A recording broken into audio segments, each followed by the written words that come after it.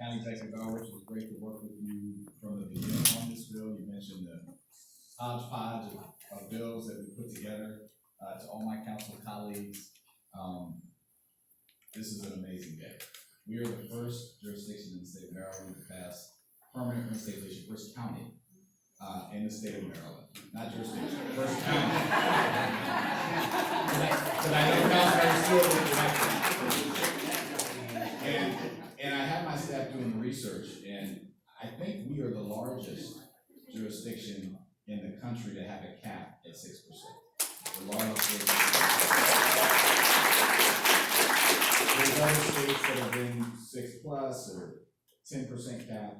That matters because we, in the 70s, I don't know which the date was, we passed the exclusionary zoning law. We were the first in the country to pass it. And that allowed us to have the 12.5 or 15% now in some jurisdictions at workforce housing when we build new developments. Now we need to update that law. It's not producing enough. But it shows we've been a leader. We had rent stabilization in Montgomery County 50 years ago. It was temporary. And the law sunset, which is why it was really good we defeated the sunset. Because when you have a sunset, here we are 50 years later, just now getting permanent stabilization. It also shows that this will provide stability. I think that is a key word today, not only for the families, but for our economy, right? If you think about our inclusionary zoning law, that is baked into the price of doing business in Montgomery County. I went back and pulled some articles for when we were passing that law. And it was almost like you were looking at the same arguments that were being made against this bill. No one's gonna build you. Business is gonna run away. It's gonna hurt our economy. Now, those same folks who are builders say with pride, we have an inclusionary zoning law in Montgomery County. This will be the same way. If we will look back at this day and say we created stability, not only for families who are burdened, but we created stability in the housing market, and we're gonna keep building housing. So don't believe that. Second thing, for the young people out there and the families, like this kid in front of you, I still think I'm a kid, who bounced around from rental housing to rental housing in this county, in Langley Park and Quebec Terrace and White Oak and downtown Silver Spring, in search of quality, in search of stability, in search of affordability. You are going to have that in Montgomery County.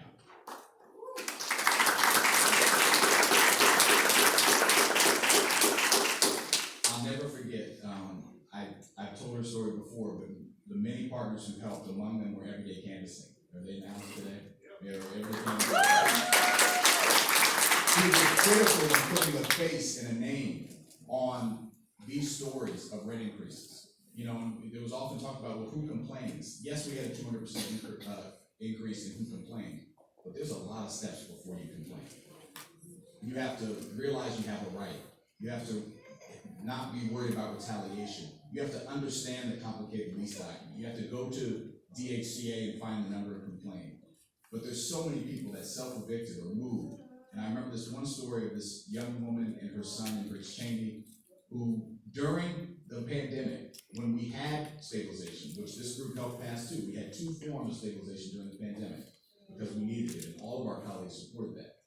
She moved. She self-evicted from her current 2-bedroom to a 1-bedroom in the same complex. And she was working full-time, so her son could stay at his home school.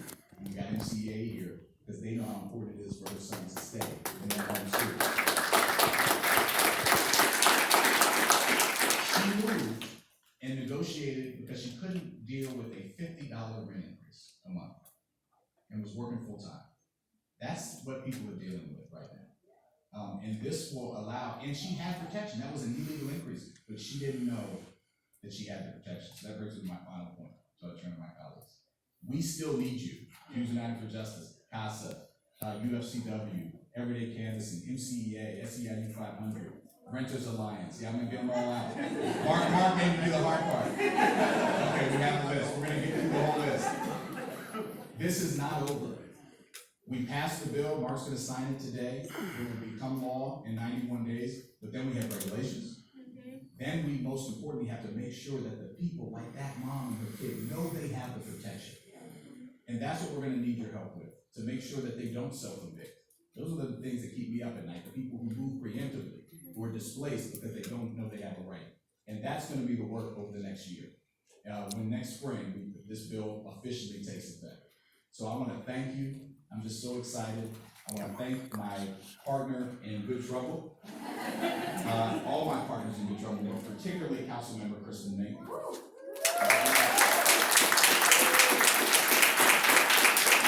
Who worked with me and the county executive and our colleagues. Everyone played a role. This was mentioned by my colleagues. Everyone played an integral role in getting this bill across the finish line. We couldn't have done it without everyone here and without every group.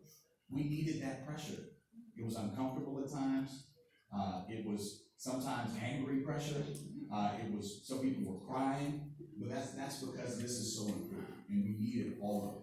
And Councilmember Mink has been a great partner. I'm so glad to have some help on the council with these 6 new folks on the council. I love Sidney Katz, he's my seat buddy, and I love my current colleagues, but it is so good. Elections have consequences, and a consequence of this previous election was permanent rent stabilization in Montgomery County. So thank you very much.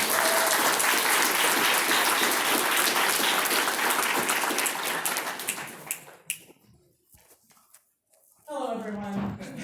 This is a great day. I'm so thrilled to be here with my colleagues. I know Council President Glass sends his best, and with all of you today. This is really exciting, and I know that this has been many years in the works, and that you all have been putting in that effort for this entire time because of the urgency that individual families, thousands of them, have been feeling all across our county for all this time.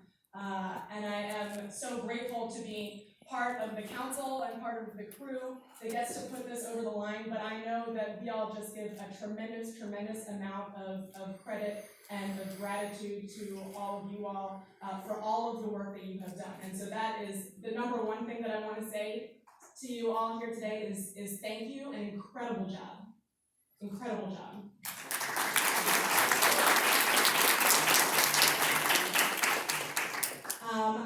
I wanted to read back one story that I got to share on Bill Introduction Day, just to remind us of one of those stories. We tend to hear about a lot of economic impacts when we hear about the fears that Councilmember Fanny Gonzalez mentioned, which is so true. What about the economic impact? And that is something that I know every single one of us cares about. We want to see development continue. That's also part of the solution. But there is many important parts of economic impact where we see tremendous benefits from rent stabilization. And that far too often gets left out of the equation. Of course, there are workforce issues. We have our workforce who, like NCEA, like SEIU Local 500, who see the impact on students and on families, but also members of the workforce themselves. And then there's also the impact on individual families having nothing to do with workforce. That is also part of that story. When we look at social determinants of health, having housing stability has impacts on the economic outcomes, the health, the mental and physical health outcomes, the academic outcomes, and the community ties that relate to public safety. All of those are directly tied in many studies to housing stability. So any conversation about the economic impact of rent stabilization to be responsible, that conversation must include those social determinants of health. And when I heard that our Office of Legislative Oversight was going to be producing a report on rent regulations, and they're wonderful, and for those who don't know, they are not partisan in any way. They are just a research wing providing useful information for us. But one of my asks for them was to make sure that they included research on social determinants of health, because that must be part of the conversation. And as we continue to advocate for all of our regional partners, and as you all continue to do that work, I think it's important that we continue to elevate that side of the conversation as well. So I'm gonna just quickly read one of the stories to remind us of all that. This comes from Alexis Kurtz. She said, I'm a public school teacher who's recently experienced a 7% rent increase. I've also faced mold, oil paint melting in the bathroom and dripping down our faces when we shower, and flooding during heavy rain. My rent is nearly 50% of my paycheck, and that's with a roommate. I'm lucky enough to be a middle school teacher at a school that gives free breakfast, which I usually eat for lunch. If my rent increases again, I'm going to have to move out of Montgomery County and get a job somewhere else. So you can really see all of those pieces coming together in that story.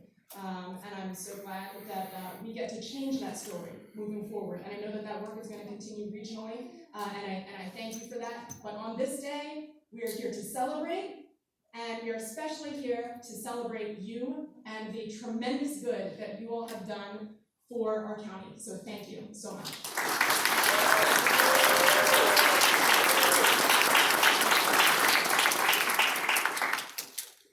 It's still morning. Good morning, everyone.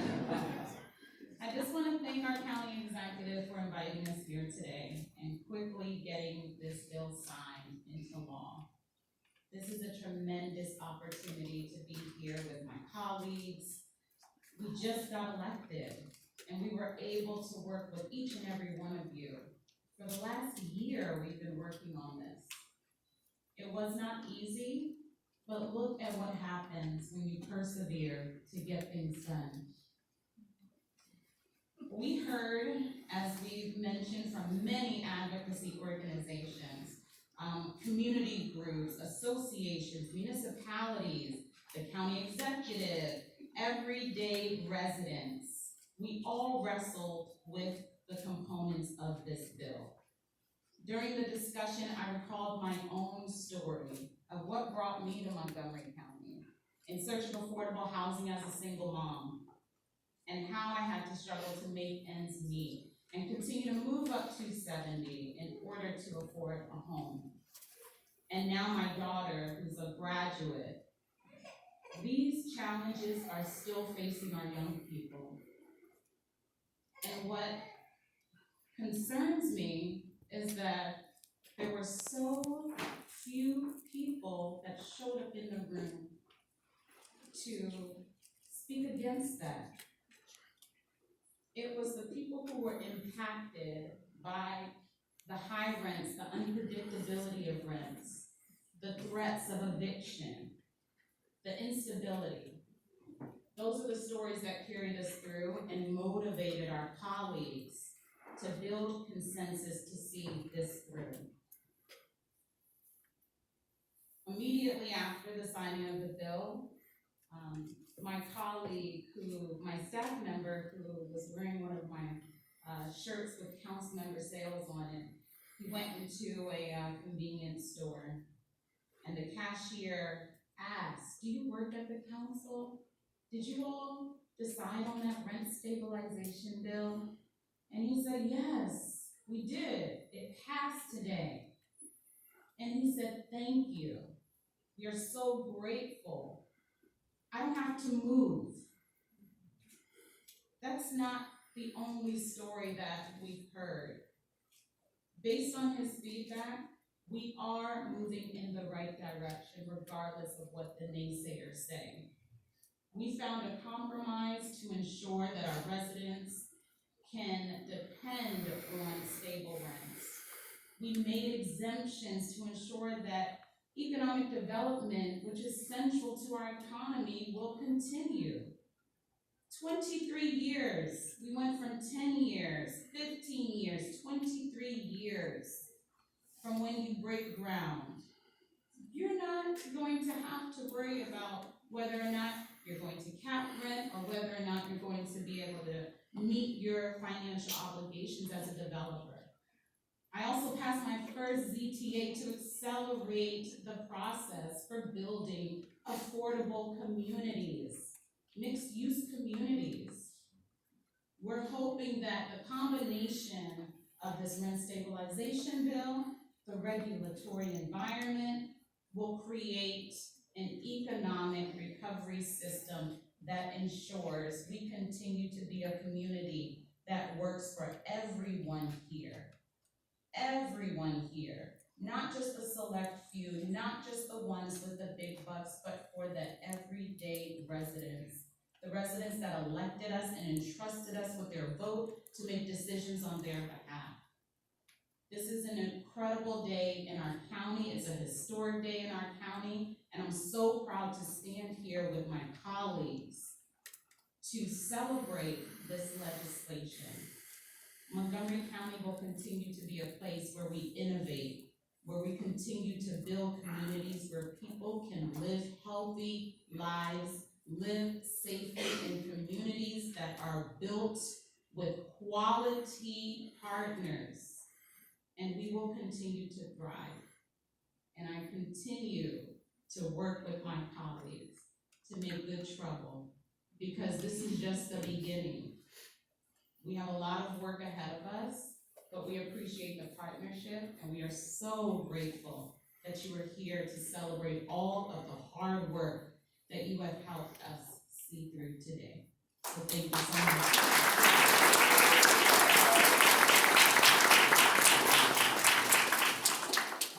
It's still morning. I think I'm the last elected. There is a deadline. I know, I am. I am super fast. Kate Stewart, and I am honored to be here with all of you today as the county council member who represents the district that has the most renters in the county. This was incredibly important to me, and I am so optimistic and relieved that we are here today to sign this bill. This is a complex bill, as my colleagues have said. It took a lot of work, a lot of compromise. I want to also thank my colleagues for their cooperation and the work that we did together, and really thank all of you. I think we've said it before, but I think it needs to be underscored, and I know we'll read out the names, but the wide coalition of groups who spoke up in support of this work really shows the need that we have in our community.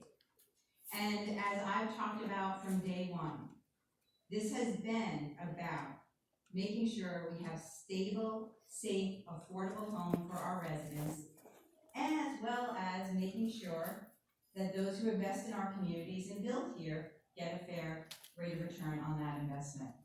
Those have been the goals, and the policy that is going to be signed into law today by our county executive, I believe, meets all those goals. And I am so proud to be here with all of you. And I'm going to be super quick.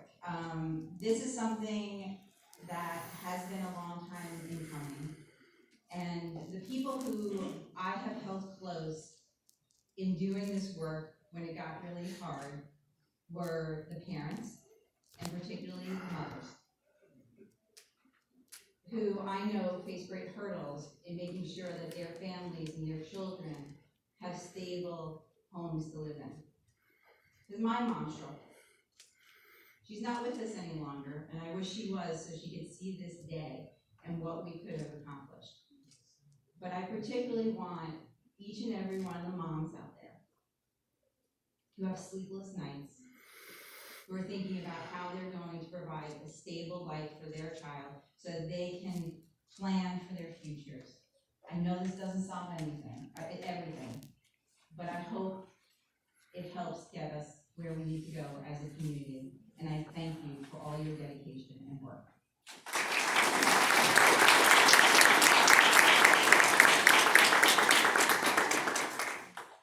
Thank you very much, council members, for your words. It was a pleasure on behalf of the executive branch to work with all of you. I know the county executive mentioned Director Scott Bruton, all of the staff in the Department of Housing and Community Affairs, the Office of the County Attorney, certainly the Office of the County Executive, and Plan Department Espada, who was our Director of Strategic Partnerships. It was a great team effort, and it's always an honor to work with you to make progress for the people of the county. Now, I get to read a long list of organizations that were part of this partnership. It's so long, it's going to take us from morning into afternoon to go through the whole list. But Action in Montgomery, and if you're here, wave. Action in Montgomery, Ask the Climate Question, African Communities Together, Anakbayan Moko, Bethesda African Cemetery Coalition, Biodiversity for a Livable Climate, Casa de Maryland. We weren't sure if you were in the house.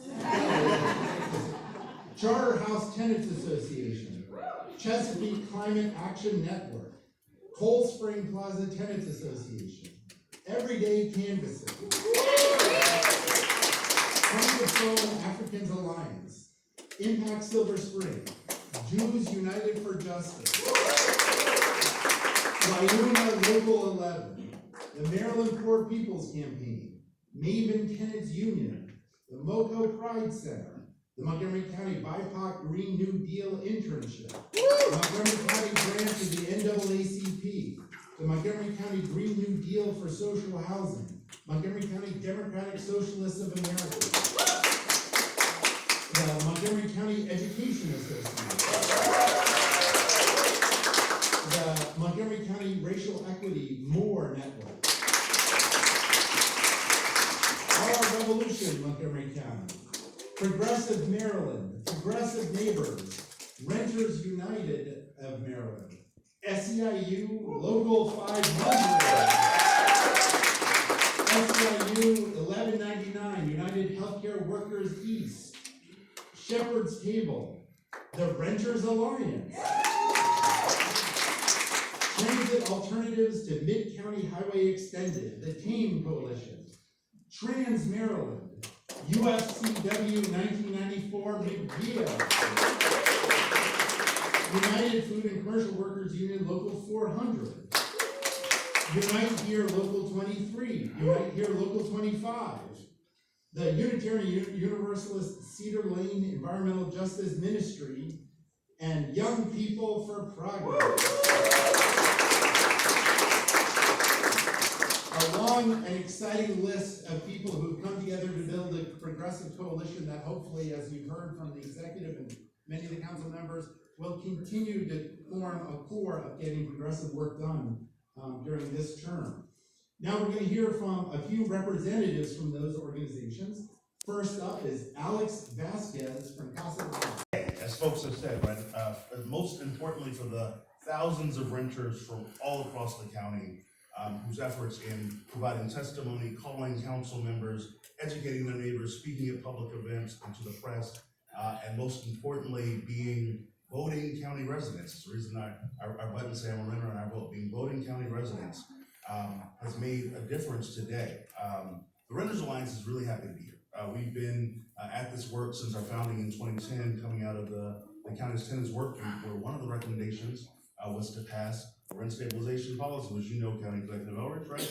And since then, have been really proud to work with everybody in this room to build up this renters' rights movement in the county that's been focused on expanding public consciousness of renters' issues, with, again, like I said, the scores of allies here talking about the need for stable, affordable, quality housing that's essential to community health, welfare, and prosperity. And so today, with the signature of this bill, we have a huge moment to celebrate. And as has been said, no bills are perfect, right? This is a compromise legislation, but this is a compromise that was necessary for progress. And today is definitely real progress. So we look forward to the work that's going to continue to happen, because our work is not over today. Today's a pause to celebrate, then tomorrow we get back to work, right? Or maybe this afternoon we get back to work, because we know that we've got more to do in this county to make sure that when we say housing is a right, we mean it, and it is etched in policy, right? And that we continue to advance renters' rights and make sure that affordable, quality, and stable housing is what is the law of the land in our county and beyond. So we are really happy to be here with you. We want to thank the council members here present who showed the courage that your constituents demanded, who did not bend to the pressure from those groups, Councilman Joanna, that you talked about, that have been sort of recycling talking points for 40 years, right? Who really got together in a room to figure out what will work best for all folks at the table, but most importantly for the tenants that you all represent. So I want to thank you personally from us, and thank you again to our friends and allies. Couldn't be more happy to be here today, and we're going to continue to go fight win, but we're going to celebrate today. Thank you so much.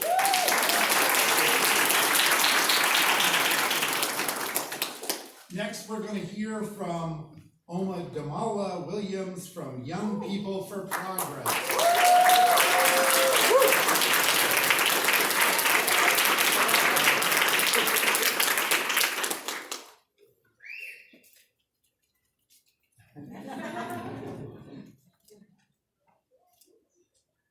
Greetings, everybody. I would never thought that I would be in this predicament to talk in front of all of you. But now that I'm here, let me tell you something, a little something. 4+ years ago, when Democrat Socialists of America presented the idea of rent stabilization, there was a lot of negative feedback. What, rent stabilization?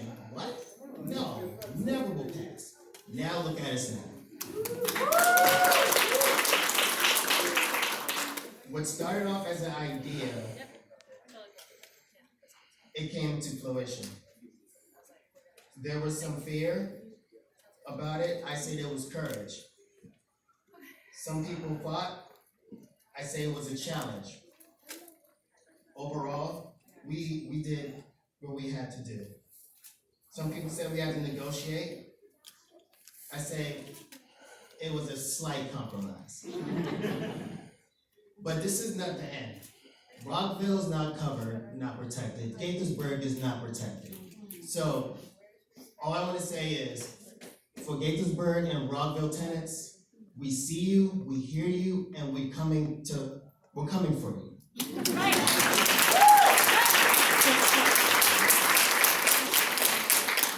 Oh, and I just wanted to say, for those who don't know, I started out as just a regular everyday worker. I lost everything.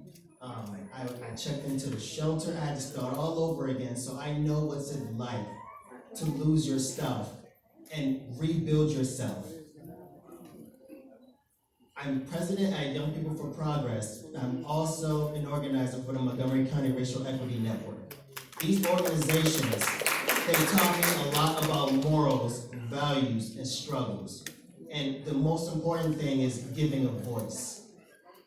I just want to say that all of your voices will be heard. This is the people's bill, and not only that, this is everyone's love, everyone's courage, and this is not the end, like Will Gerondo said.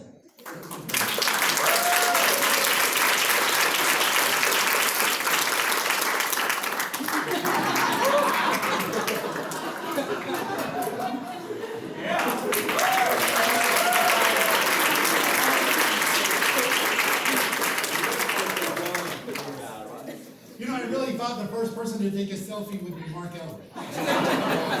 If you know him, he just loves.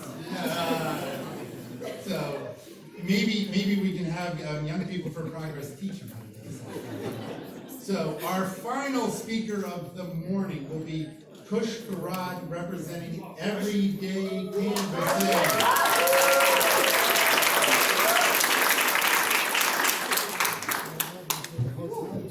What a day. I'm looking for the organizers that made this happen. I'm trying to point y'all out. Can I get a round of applause for all the organizers?